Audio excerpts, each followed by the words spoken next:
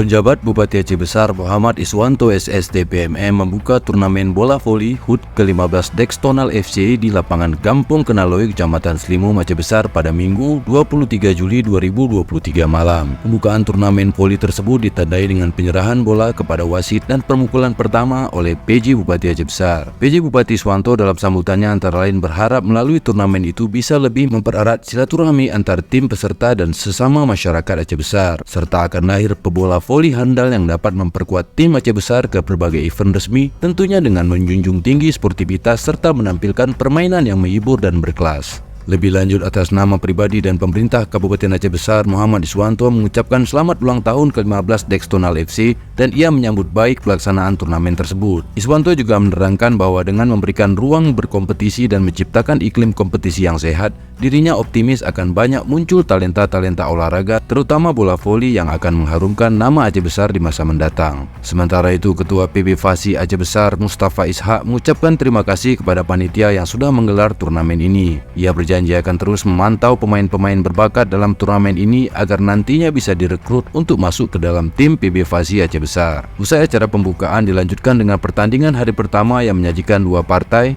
yang mana pada pertandingan pertama LKFC Le Indrapuri 2 menang 2-0 atas Dextonal FCB. Sementara pada partai kedua Ramdela FC Lon Asan harus mengakui keunggulan Panca Kubu FC dengan skor 0-2.